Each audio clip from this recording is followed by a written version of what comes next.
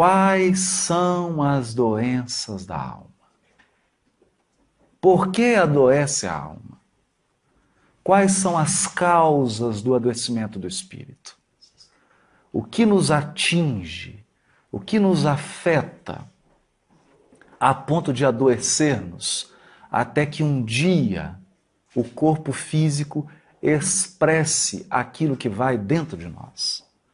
Porque o corpo físico é uma janela, ele apenas mostra o que existe por dentro. Ele apenas reflete o que existe por dentro. Investigando o espírito e as suas potencialidades, nós nos recordamos de uma passagem bastante emocionante, que está no livro Ação e Reação, psicografado por Francisco Cândido Xavier, ditado pelo espírito André Luiz. Trata-se de um atendimento que André Luiz fez ao lado de um espírito chamado Silas. Eles visitam um jovem que estava sendo obsidiado pelos seus próprios tios.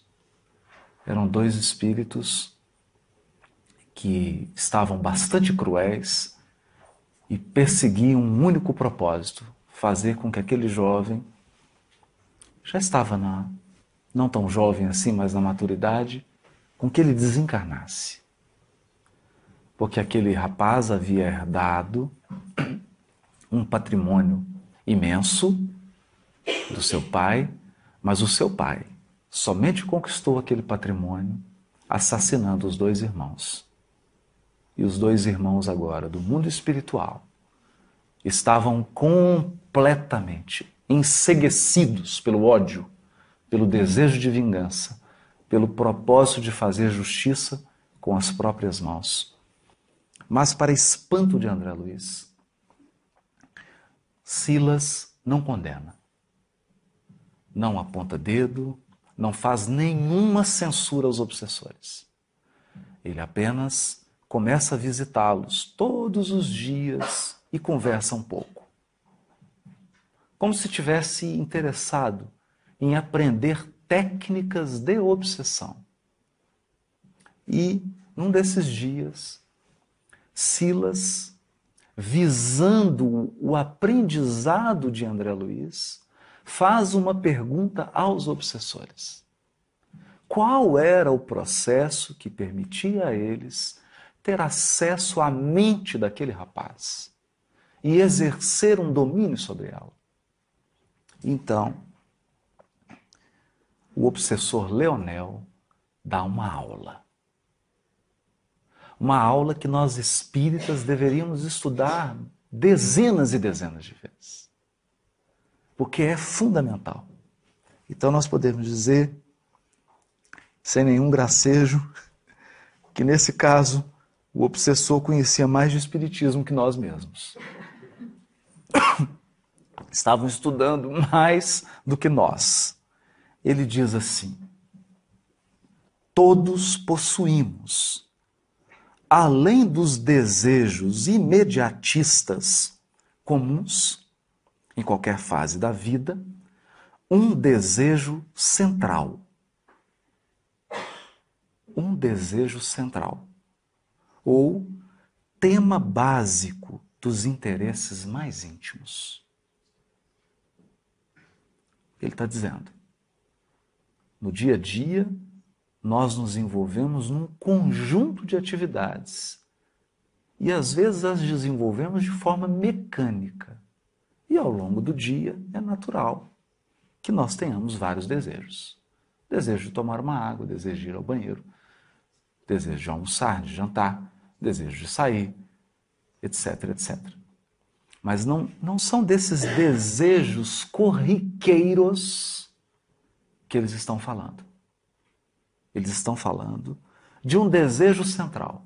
Cada um de nós possui um desejo central que nos move. Algo que nos faz buscar, trabalhar, agir. Um desejo central. Ou tema básico.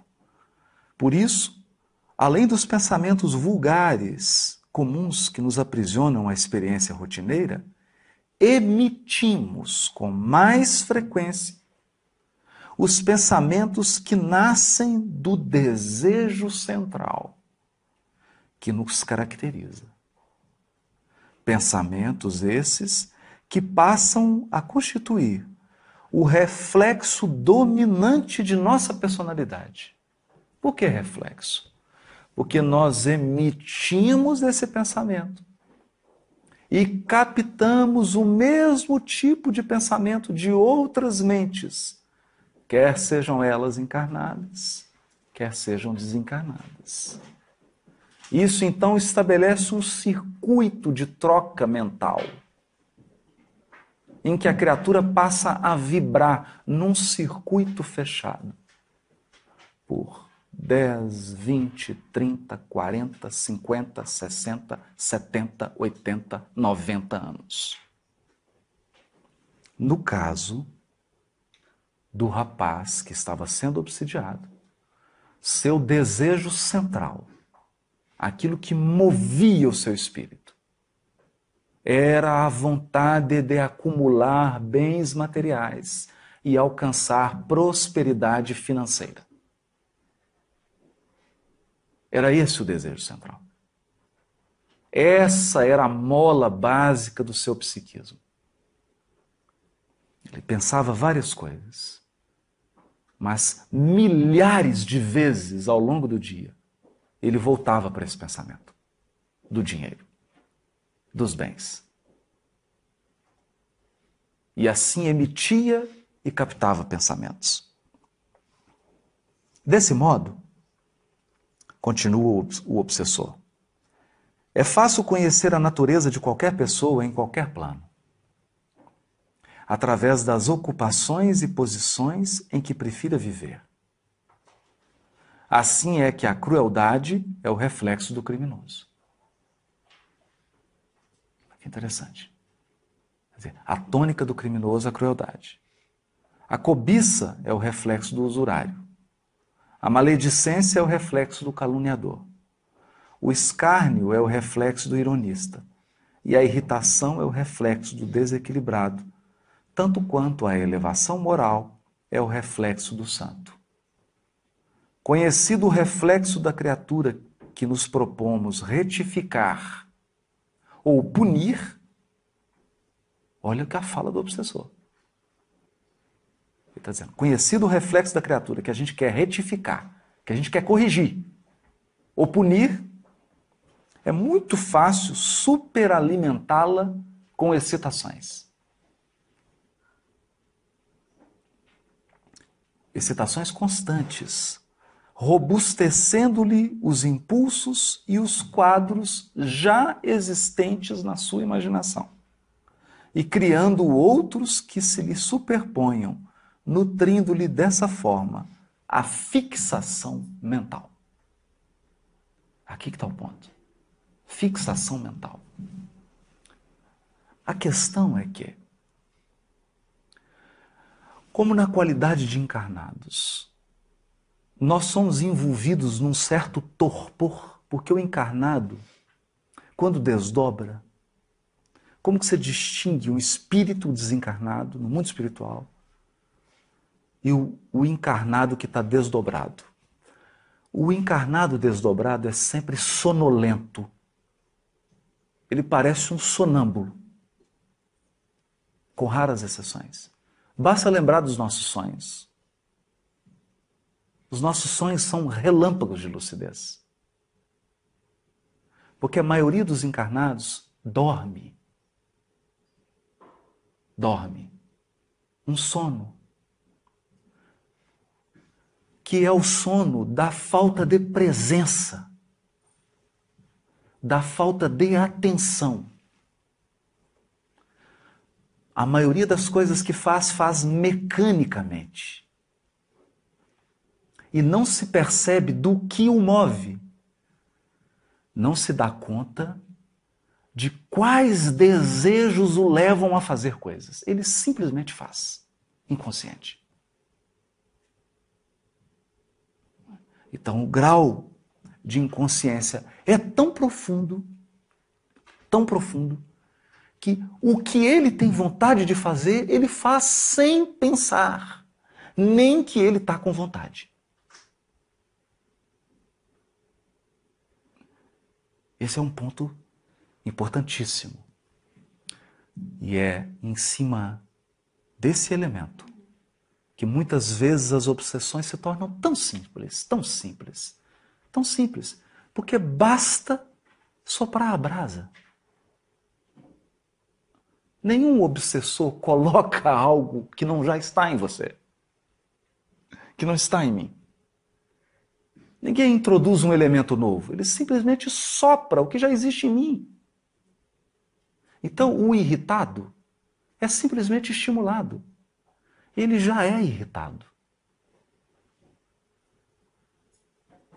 Ele já age com nervosismo naturalmente. Ele não consegue refletir sobre a sua própria ansiedade. A sua resposta já é automática. Ele é um sonâmbulo, ele não pensa, ele não sente, ele não para, não se conhece. Não há espelho, ele não se enxerga. Esse é um ponto importantíssimo. Porque basta uma singela influência, basta um alimento, e a criatura sai fazendo automaticamente, como se fosse um droide teleguiado. Teleguiado. É sobre esse ponto que o obsessor explicava para Silas. Mas por que estamos lendo esse texto, já que o tema é Jesus, o médico das almas, né?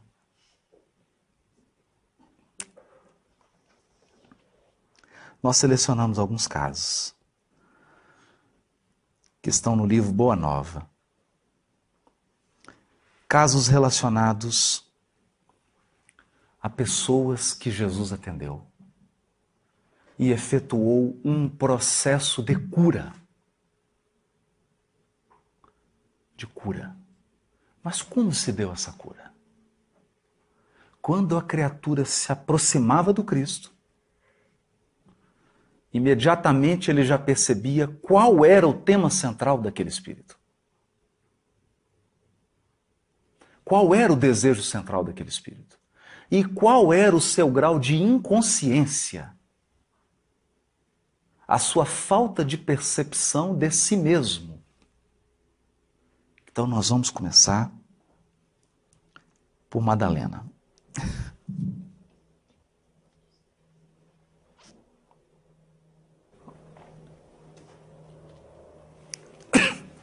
Maria de Magdala procurou Jesus constrangida. Porque os apóstolos eram homens que experimentavam um processo religioso do judaísmo bastante preconceituoso. Naquela época a mulher não era valorizada, como é hoje. Ela não tinha a liberdade e a igualdade que tem hoje, pelo menos nos países mais educados e mais desenvolvidos. De modo que Maria de Magdala era mulher. E por isso era sempre colocada à margem. A questão é que, além de ser mulher, Maria de Magdala era uma cortesã. Uma prostituta de luxo. Morava numa cidade maravilhosa e era dona de uma beleza incomum.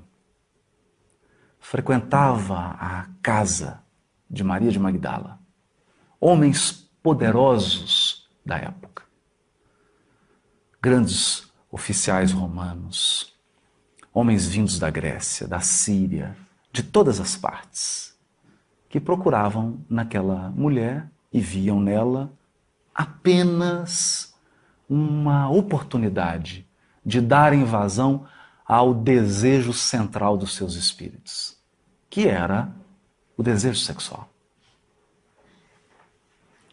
E Maria de Magdala, vivendo em meio a esse luxo das sedas, dos perfumes, das comidas, de ser cortejada, de ser apreciada, de ser elogiada, de receber presentes, porque isso toca o elemento feminino de um modo muito especial, ansiava e se alimentava disso. Mas quando ela ouve Jesus falando do amor, Maria de Magdala começa a enxergar onde, em que área, em qual setor o seu espírito estava enfermo. Isso é fundamental. Porque como nós temos um hábito de encarar a enfermidade apenas do corpo físico, é dificílimo ver a enfermidade do espírito. E todos somos enfermos do espírito. Todos. Alguns enxergam, outros não.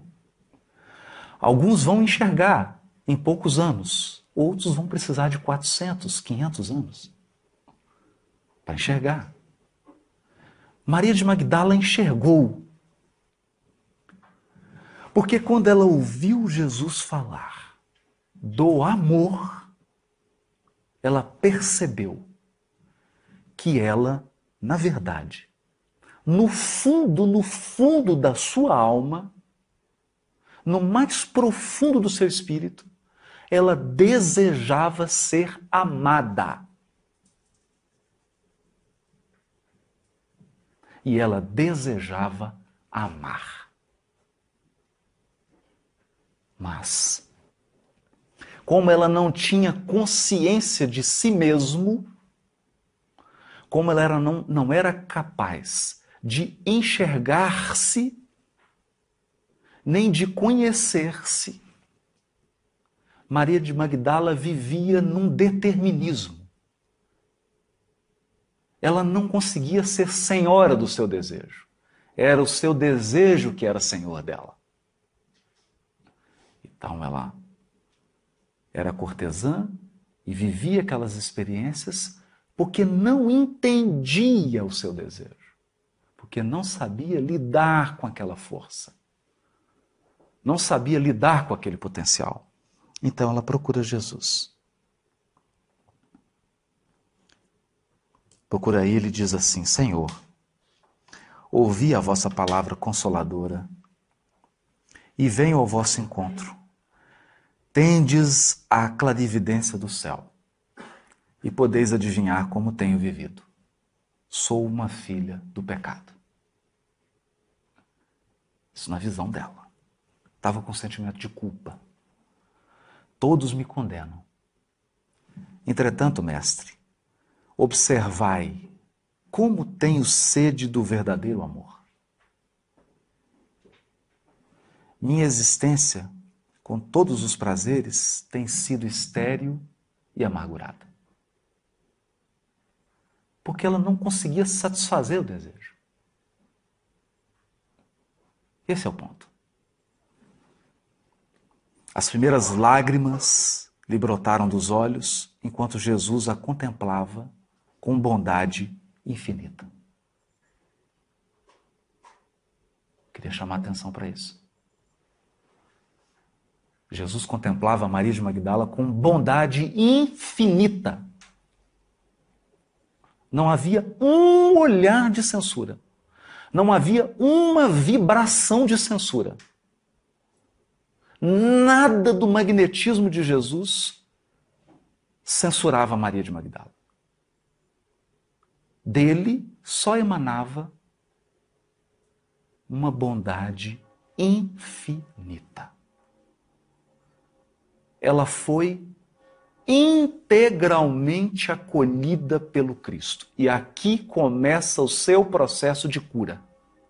Porque só a bondade cura os espíritos. Só o amor é capaz de curar almas para sempre. Nada mais. Nenhum discurso moralista, nenhum puxão de orelha. Isso ajuda, mas isso não cura. sentindo-se profundamente acolhida, Maria de Magdala continua. Ouvi o vosso convite ao Evangelho. Desejava ser das vossas ovelhas.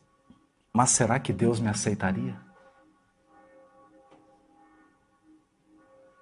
Imagina. Sentimento de culpa. Jesus fala para ela, fitando-a enternecido e sondando as profundezas do seu pensamento. Imagina. Jesus não está sondando o pensamento. Não. Sondando o pensamento, qualquer médium faz isso. Qualquer médium faz isso. Jesus estava sondando as profundezas do pensamento. Sondar as profundezas do pensamento é investigar qual o desejo central que move meu espírito. Era isso que Jesus estava sondando. Estava escaneando a alma dela. Uma tomografia computadorizada espiritual. E diz para ela, Maria, levanta os olhos para o céu e regozija-te no caminho, porque escutaste a boa nova do reino e Deus te abençoa as alegrias. Imagina. Até agora só acolhimento. Levanta os olhos. Levanta os olhos. Acaso poderias pensar que alguém no mundo estivesse condenado ao pecado eterno?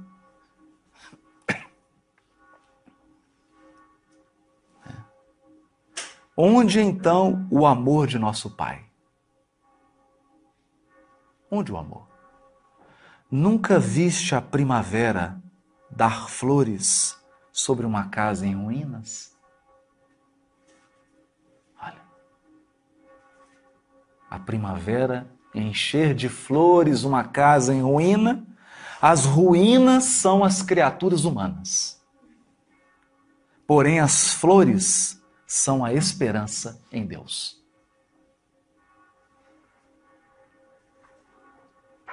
Olha, sobre todas as falências e desventuras próprias do homem, as bênçãos paternais de Deus descem e chamam. Olha, sentes hoje esse novo sol a iluminar-te o destino. Caminha agora sob a sua luz, porque o amor cobre a multidão dos pecados. Então, o que ele dizia para ela é, Maria, você só está me procurando porque você começa a se sentir amada por Deus. E sentir-se amado por Deus é o início da cura. É o início da cura. Porque quando eu me sinto verdadeiramente amado por Deus, eu me liberto do sentimento de culpa e uso toda a minha energia para a minha transformação, não para o pranto.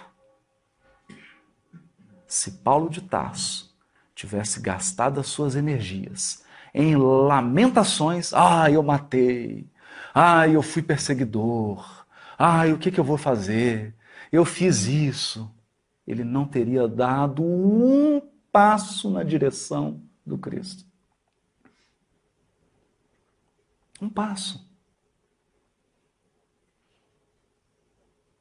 Então aqui o que Jesus mostra para ela é que o seu processo de restauração espiritual se iniciaria pelo amor.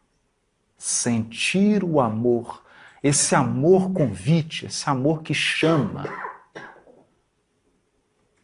Esse amor que nos conclama para uma nova experiência, para uma experiência mais alta, mais profunda, onde a gente se conheça mais, onde a gente deixe de ser um robô fazendo coisas mecanicamente e passe a fazer tudo com intenção, com propósito, com objetivo, sentindo cada segundo, agindo com consciência plena do que faz. E ela respondeu a ele: no entanto, Senhor, tenho amado. E é verdade. O que ela estava dizendo era verdade.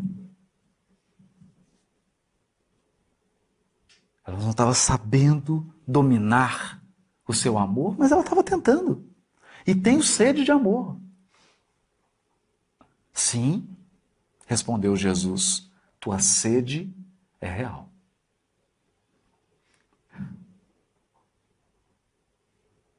Imagine a compreensão do Cristo. E aí ele diz para ela: o mundo viciou todas as fontes de redenção.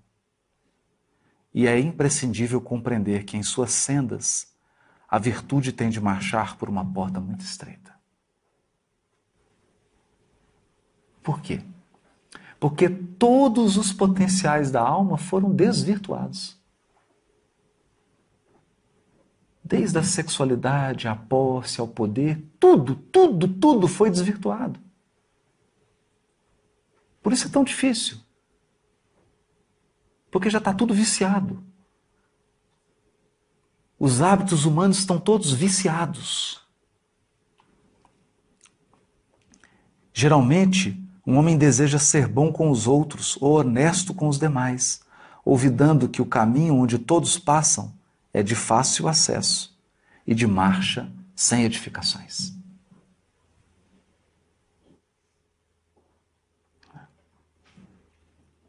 A virtude no mundo foi transformada na porta larga da conveniência própria. Aos que amam, aos que lhe pertencem o círculo pessoal. Os que são sinceros com seus amigos. Os que defendem seus familiares. Os que adoram os deuses do favor, que é hoje um câncer da religião. O Deus do favor. Eu faço isso, eu sigo Deus, mas ele precisa me dar presentes. Presentes. Precisa curar meus familiares, precisa resolver meus problemas. Precisa me dar algo, né? O Deus do favor. Ou do favoritismo.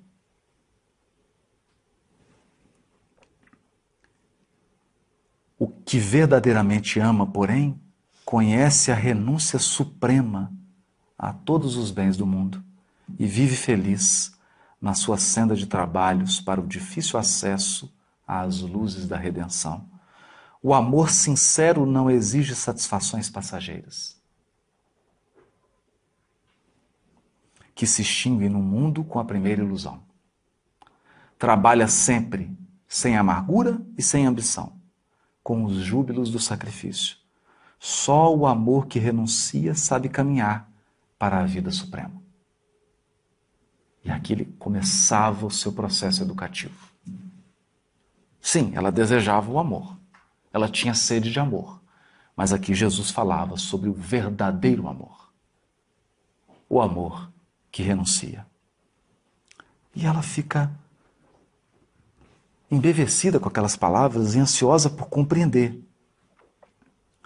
E pergunta para ele: só o ardor, o amor pelo sacrifício poderá saciar a sede do coração? Jesus teve um gesto afirmativo e continuou: somente o sacrifício contém o divino mistério da vida. Olha, viver bem é saber imolar-se. Acreditas que o mundo pudesse manter o equilíbrio próprio tão só com os caprichos antagônicos e por vezes criminosos dos que se elevam à galeria dos triunfadores? Toda a luz humana vem do coração experiente e brando dos que foram sacrificados. Toda luz humana vem do coração experiente e brando dos que foram sacrificados. Basta pensar nas mães. As mães. Então nós pensamos nos grandes gênios da humanidade, mas eu raramente, nem sei se existe alguma biografia das mães dos grandes homens e das grandes mulheres. Não sei se existe. Nós falamos num Beethoven, mas ninguém fala da mãe dele. Nós falamos de um Hitler, mas ninguém pensa na mãe dele. Até mesmo no círculo do Evangelho, falamos de Judas, mas ninguém pensa na mãe de Judas. Enterrando seu filho que suicidou.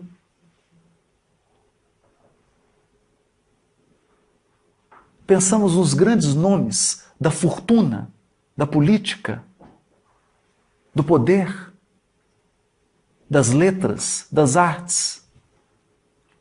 E muitas vezes tiveram pais que sequer puderam estudar e que sacrificaram suas vidas inteiras para que os filhos pudessem brilhar. Então quem sustenta o mundo? Os triunfadores? A maioria dos triunfadores do mundo está querendo ser servido.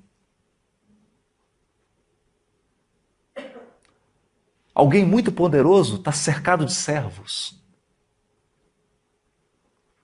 Alguém com muita fortuna tem centenas de bajuladores.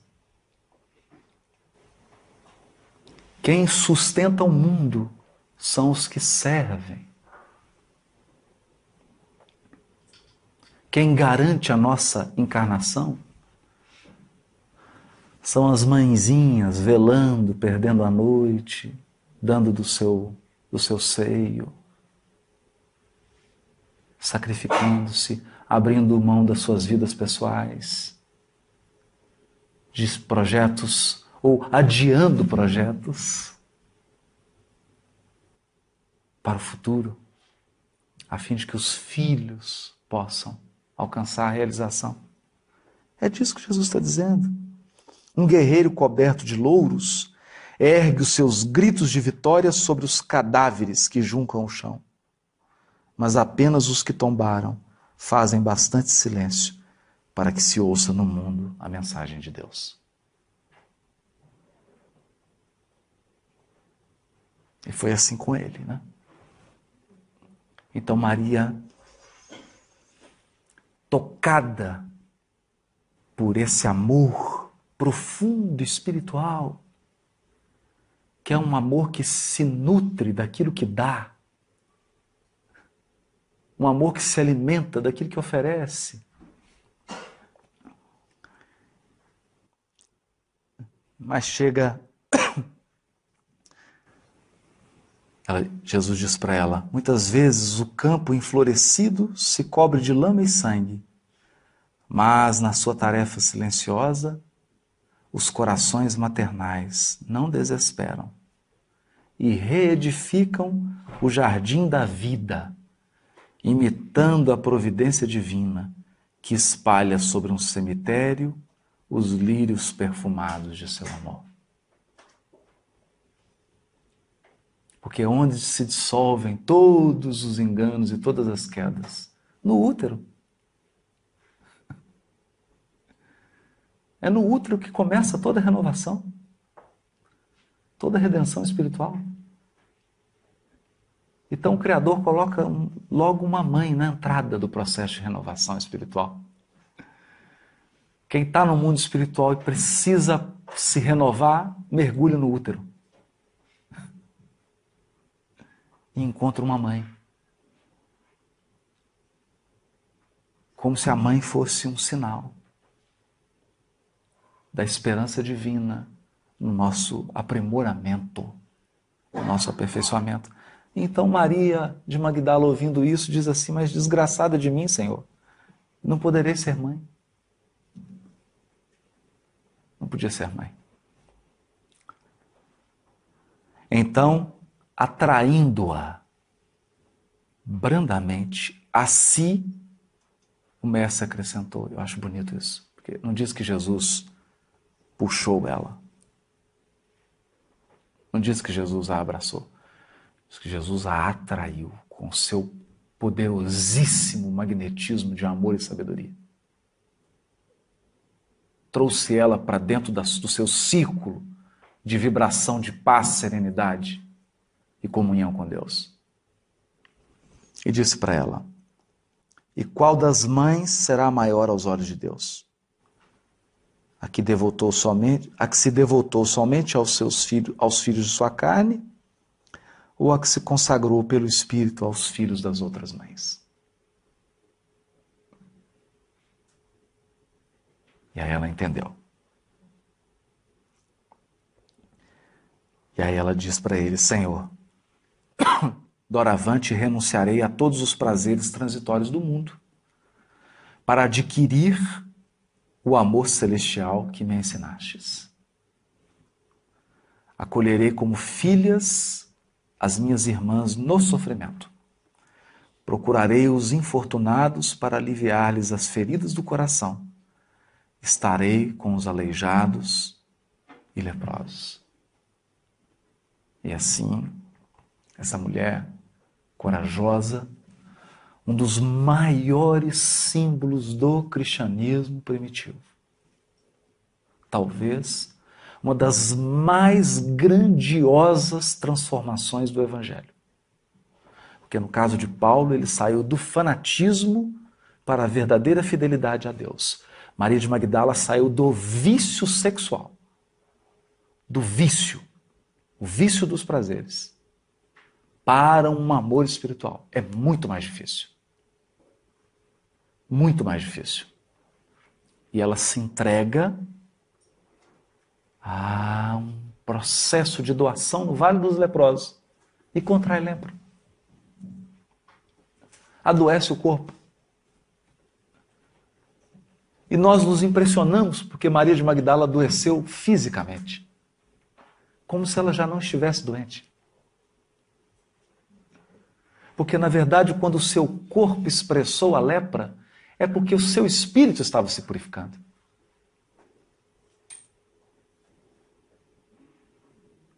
Seu espírito estava se purificando. E nós não podemos esquecer que o esforço de Maria de Magdala foi tão gigantesco que a primeira pessoa para quem Jesus aparece em espírito após a crucificação não é para sua mãe, é para Maria de Magdala.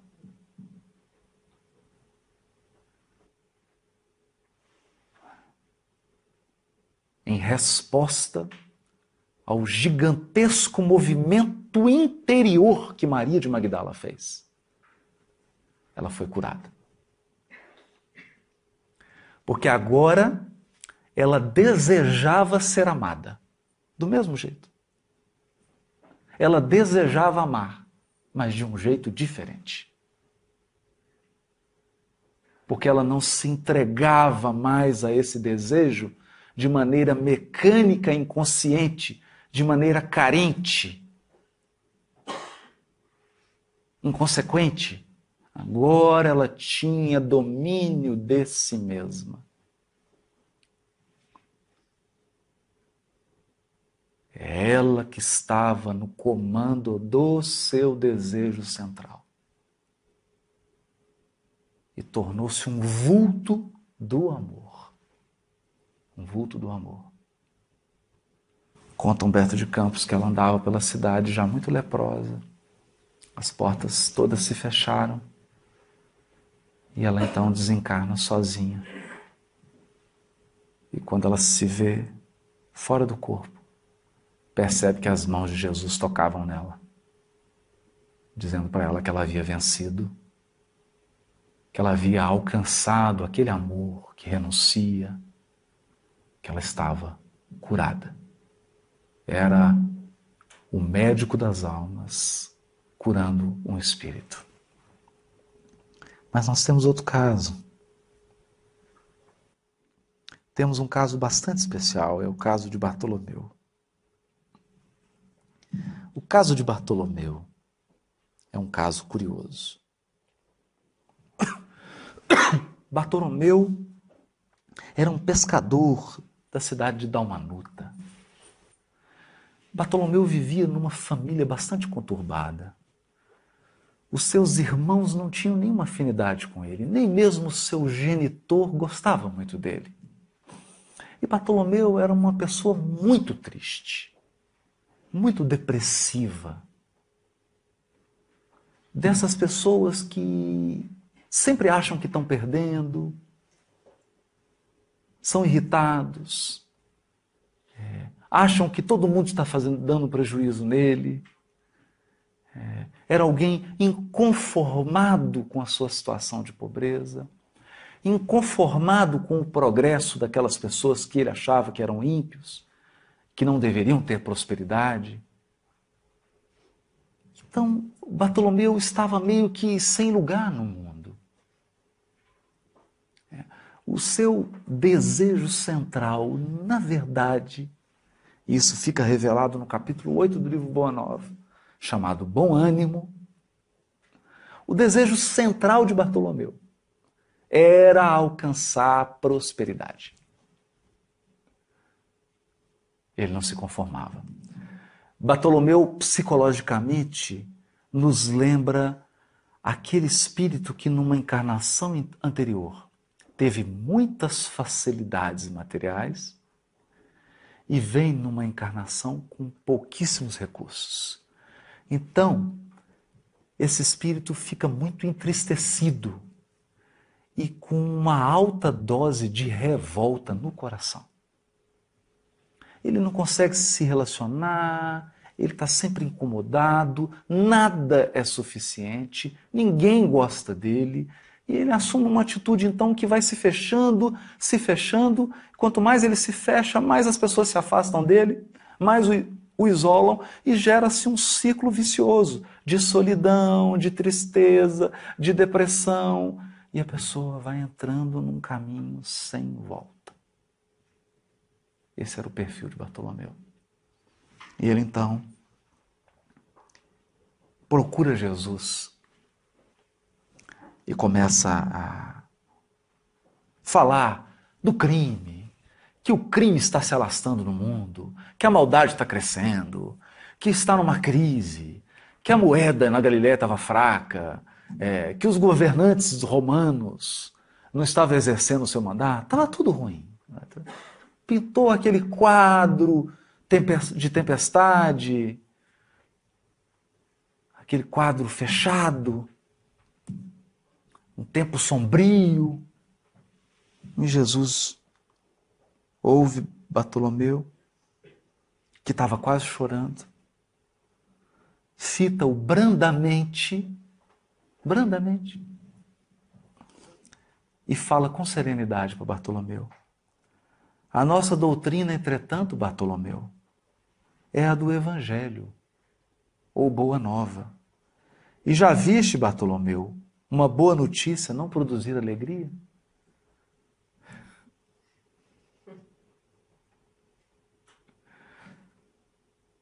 Fazes bem, conservando a tua esperança em face dos novos ensinamentos, mas não quero senão acender o bom ânimo no espírito dos meus discípulos.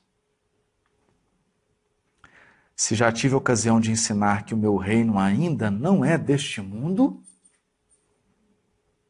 isso não quer dizer que eu menospreze o trabalho de estendê-lo um dia aos corações que mourejam na terra. Achas, então, que eu teria vindo a este mundo sem essa certeza confortadora? Olha o que Jesus está dizendo para ele. Bartolomeu, você acha que eu teria vindo ao mundo se eu não tivesse a certeza que a terra vai se transformar em um paraíso? Você acha que eu teria vindo sem essa certeza?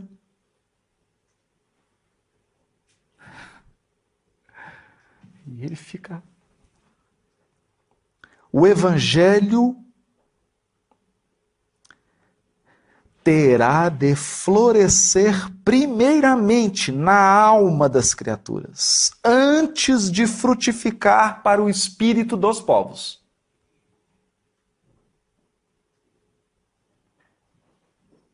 E é incrível porque hoje nós vemos espíritas que estão como Bartolomeu.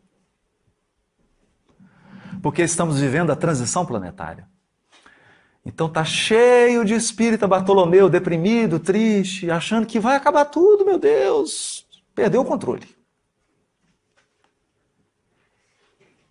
Existem só 100 bilhões de sistemas solares na nossa galáxia. Só. E só existem 200 bilhões de galáxias, mas Deus perdeu o controle nesse planetinha. Nesse universo gigantesco, aqui no planeta Terra, perdeu o controle. Está fora do planejamento. Então, algum encarnado vai ter que resolver para Deus. E ensinar para o Criador como é que faz. Porque, afinal de contas, nunca nenhum planeta, nas 200 bilhões de galáxias, passou pela transição planetária. É uma experiência nova para Deus. É o primeiro planeta em transição no universo infinito, desde que Deus criou, que é desde sempre. Entende? É o olhar Bartolomeu. Então, Jesus diz, o Evangelho tem que florescer primeiro nas almas, para depois frutificar no espírito das nações. Nós não veremos Evangelho nas coletividades, nas nações, enquanto as almas não forem evangelizadas. É por isso que o nosso trabalho é de evangelização de corações, não de multidões.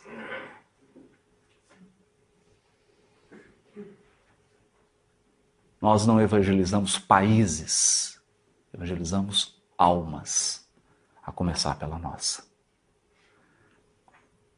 Só frutifica no exterior depois que florescer dentro.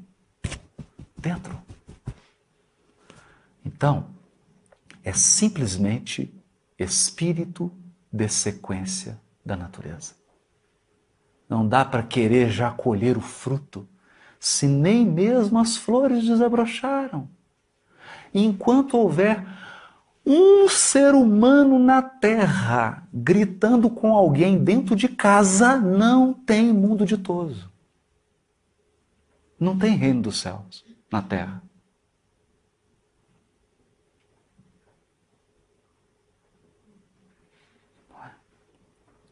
Enquanto houver um ser humano no planeta que não conseguir ser 100% honesto nos menores gestos da sua vida, no uso do papel higiênico num banheiro público que ele está sozinho,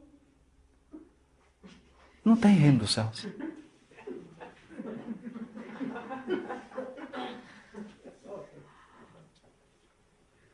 Porque o reino dos céus não é um decreto de políticos da terra. O reino dos céus é um patamar espiritual a ser atingido por cada um de nós.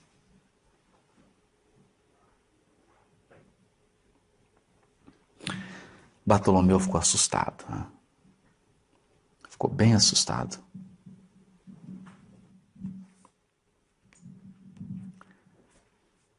E Jesus continuou. Mas falou para ele: venho de meu Pai. A fala de Jesus é tão forte, né? Venho de meu Pai, cheio de fortaleza e confiança.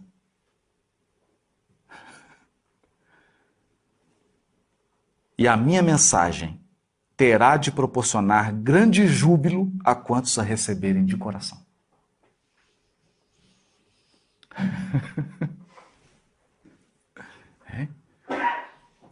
E depois disso ele foi crucificado, e já se passaram 2000 anos, e ele está cheio de fortaleza e de confiança. São 2000 anos. Porque são 2000 anos. quantos anos os dinossauros andaram sobre a Terra. E o Cristo esperou até que tudo fosse resolvido. Até poder aparecer a primeira espécie humana, o primeiro modelo físico de corpo da espécie humana. Quantos bilhões de anos? Foram aguardado.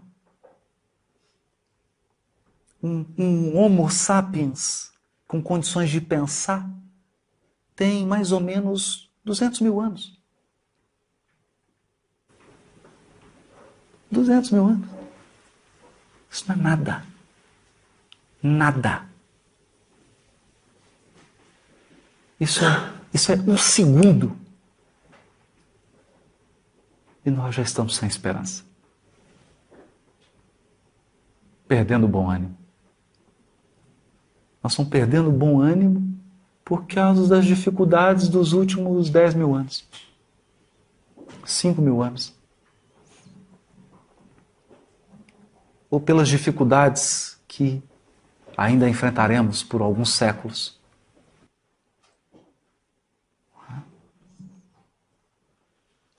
A vida terrestre, continuou Jesus, é uma estrada prodigiosa que conduz aos braços amorosos de Deus. Olha, o trabalho é a marcha, a luta comum é a caminhada de cada dia. Os instantes deliciosos da manhã e as horas noturnas de serenidade são os pontos de repouso. Mas ouve-me bem. Na atividade ou no descanso físico, a oportunidade de 1 hora, de um leve aceno, de uma palavra humilde, é o convite de nosso Pai para que semeemos as suas bênçãos sacrossantas. Em vista dessas razões, observamos que os viajantes da terra estão sempre desalentados.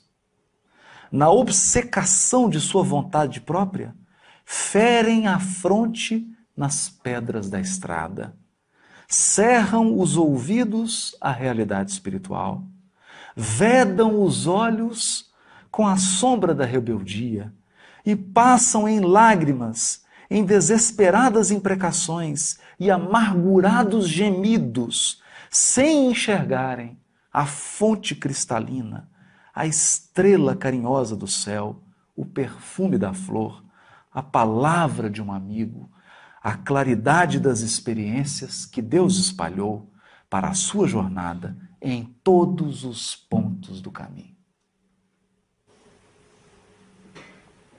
Olha, como se Jesus estivesse dizendo, Bartolomeu, é preciso aprender uma nova matemática.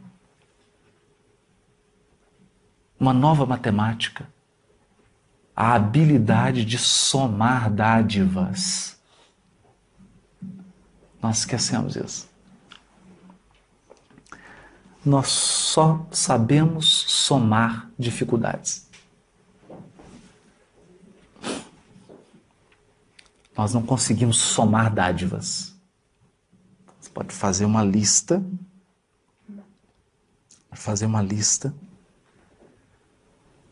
de tudo de bom que você tem na sua vida e de tudo de ruim. Vai ver que, invariavelmente, a lista das coisas boas são maiores que as coisas ruins. Com certeza. É porque não dá para ter tudo. Não dá para ter tudo. Então nós temos que nos desfazer de certas expectativas pueris. É o que Jesus dizia para ele. Mestre, os vossos esclarecimentos dissipam os meus pesares, mas o Evangelho exige de nós fortaleza permanente? Jesus falou para ele assim, a verdade não exige, transforma.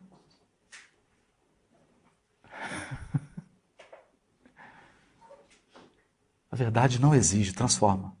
O Evangelho não poderia reclamar estados especiais dos seus discípulos. Porém, É preciso considerar que a alegria, a coragem e a esperança devem ser traços constantes das atividades do cristão em cada dia. Traços constantes. A alegria, a coragem e a esperança. Por que nos firmarmos no pesadelo de 1 hora, se conhecemos a realidade gloriosa da eternidade com nosso Pai?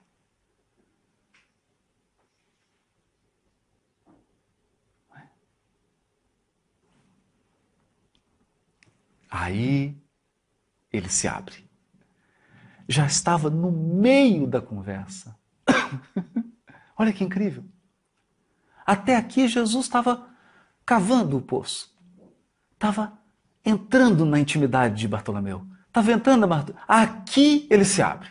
Aí ele fala qual que é o desejo central dele. O que de fato está incomodando ele. Não é a moeda, não é o câmbio, não é a presidenta, o primeiro-ministro. Não é isso. Ele vai falar o que está incomodando ele. E quando os negócios do mundo nos são adversos? E quando tudo parece lutar contra nós? Entende? Oh, Jesus, por que eu não consigo alcançar a prosperidade financeira na minha pescaria? Falou o desejo central. O desejo central dele era de prosperidade material. Como ele não alcançava a prosperidade material, nada valia.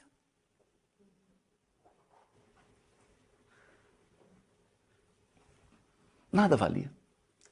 E aí ele se transformava num turrão, de cara fechada, mal-humorado, triste, dessas pessoas que a gente chama que são coveiros, que é a pessoa que você chega perto dela, 3 segundos depois você já está com vontade de chorar e fazer um velório.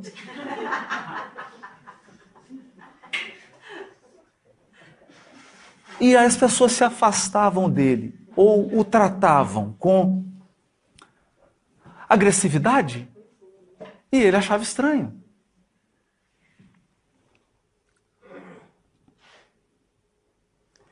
Jesus, todavia, como se percebesse inteiramente a finalidade de suas perguntas, esclareceu com bondade. Ou seja, Jesus sabia qual era o desejo central de Bartolomeu. O que estava adoecendo o espírito dele? Adoecendo o espírito de Bartolomeu e fazendo com que ele quase estivesse perdendo a sua encarnação. Porque quando nós falamos em Jesus, médico das almas, é para dizer o seguinte: uma doença da alma pode fazer você perder a sua presente existência. E eu não estou falando de perder fisicamente. Pode perder a oportunidade atual desta encarnação. E aí Jesus responde para ele: Bartolomeu, qual o melhor negócio do mundo? Vender diamante, Swarovski, petróleo, queijo, vaca suíça, relógio. Será a aventura que se efetua a peso de ouro? Olha que interessante. Será a aventura. Interessante isso. Que se efetua a peso de ouro, muita vez amordaçando o coração e a consciência para aumentar as preocupações da vida material, ou a iluminação definitiva da alma para Deus, que se realiza, essa iluminação, olha aqui, isso aqui é importante, iluminação definitiva da alma para Deus, que se realiza tão só pela boa vontade do homem, que deseja marchar para o seu amor por entre as luzes do caminho. Basta que a gente se encha de boa vontade para com o Criador e Ele vai nos conduzir nesse processo de iluminação. Não tem nenhuma mágica, é simples. E porque é simples, é a coisa mais difícil do mundo. Porque as coisas mais difíceis do mundo são as mais simples. Não será a adversidade nos negócios do mundo. Olha o que Jesus está dizendo para ele agora. Está falando para o espírito dele. No caso específico do Bartolomeu. Vocês estão vendo que nós estamos trabalhando. Madalena era uma coisa. A questão de Madalena era energia sexual, amor, carência afetiva. Aqui o caso é outro. O caso é outro. Agora, qual que é o meu, qual que é o seu? Cada um tem que pensar com calma depois em casa, depois da palestra. Não será a adversidade nos negócios do mundo um convite amigo para a criatura semear com mais amor?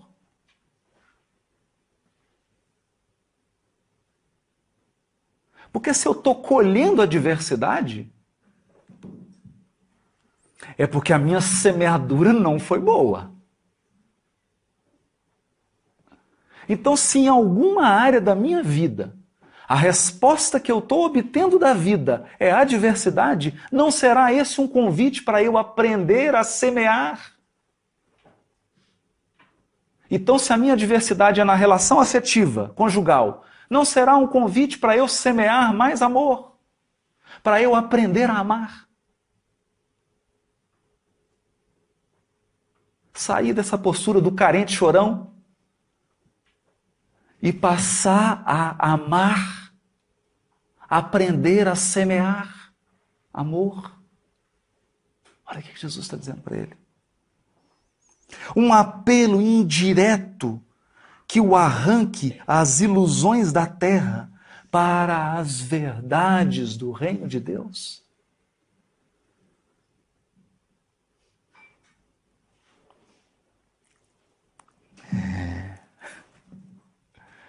Aí ele tentou a última, né? Ele falou assim, mas já estava tocado. Aqui ele já estava balançando. Ele pergunta para Jesus, mestre, e não será justificável a tristeza quando perdemos um ente amado? Aí Jesus disse para ele, mas quem estará perdido se Deus é o Pai de todos nós?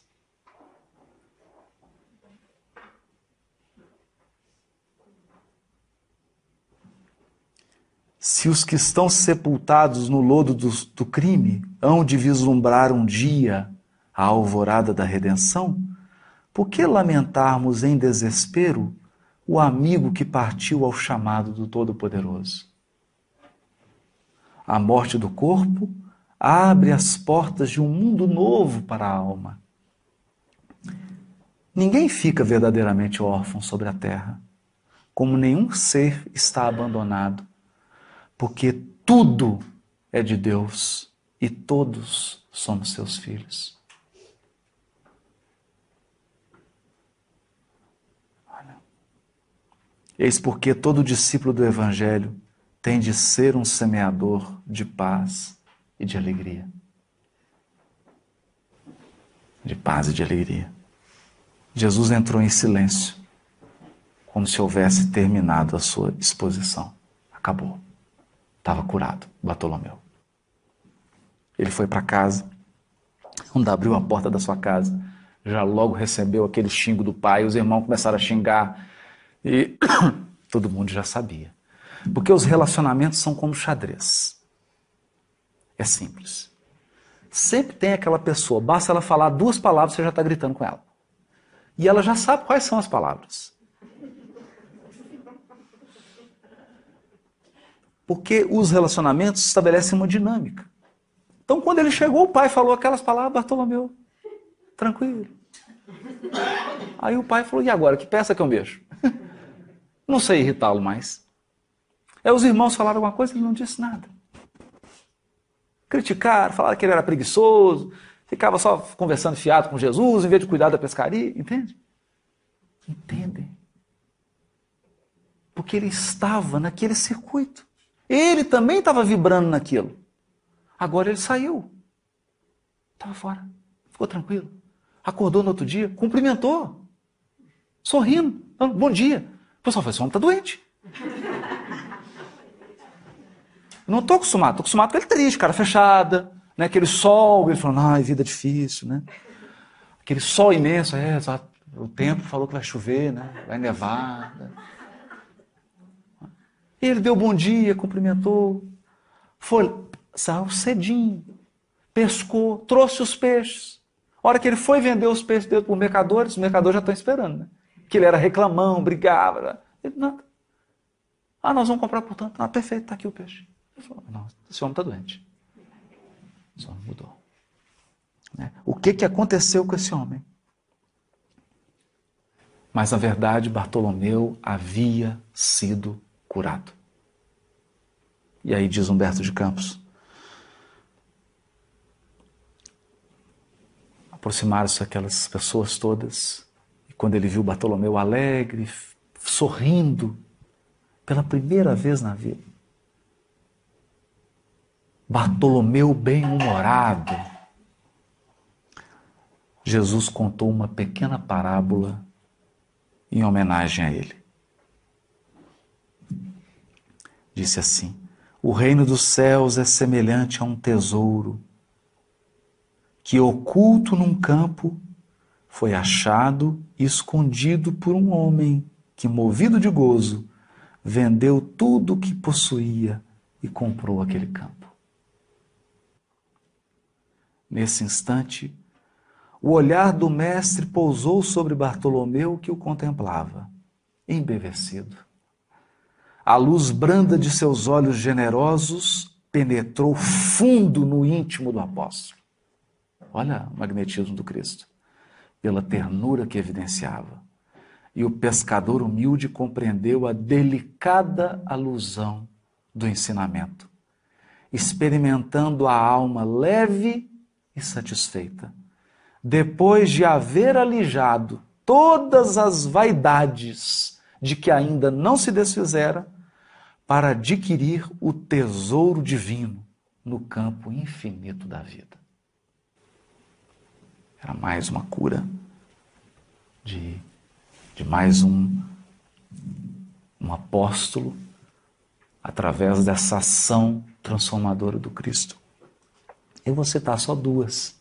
Tem várias outras, tem com Simão Pedro, tem com Tiago, tem com Tadeu, tem com vários que procuraram o Cristo, vários apresentando processos mórbidos do espírito. Porque as doenças físicas não são tão difíceis assim, afinal de contas. Todos vão ficar sem doença no dia que a gente desencarnar. Acaba todas as doenças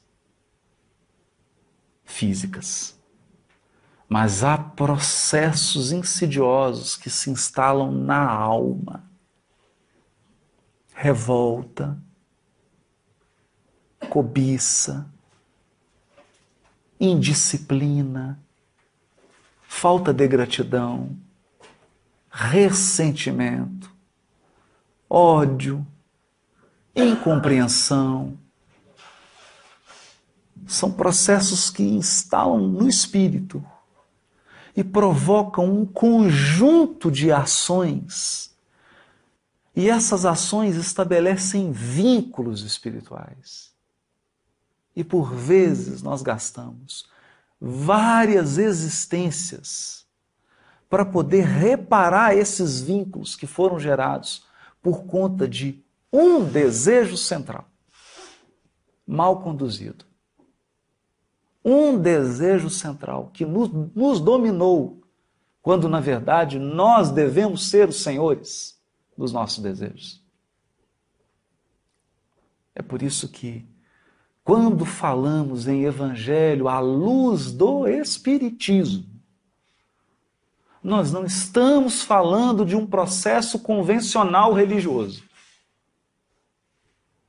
Nós estamos falando de um profundo processo de cura do espírito imortal.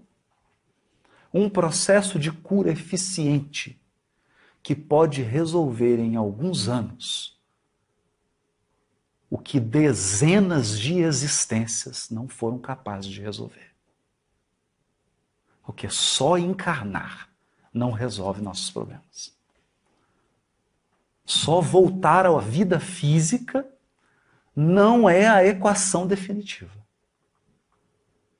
Se não houver um processo de renovação, de restauração, de renascimento interior à luz do Evangelho, fica difícil restabelecer a cura do nosso espírito e voltar para casa. Voltar para casa. Afinal de contas, estar num corpo de carne não é o nosso natural. Nós somos espíritos. O mundo espiritual é o nosso lar. A vida espiritual é a nossa vida verdadeira e genuína. Então, que as vibrações do Cristo, através das suas palavras e dos seus ensinos, possam nos alcançar e fazer por nós o que fizeram com todos esses espíritos que encontraram Jesus. E não digamos que não temos o Cristo diante de nós, porque Ele está presente através das vibrações do seu poderosíssimo amor e do seu poderosíssimo pensamento, e, sobretudo, pelas palavras grafadas no seu Evangelho e agora nos ensinos do Consolador Prometido. Muito obrigado pela atenção de todos.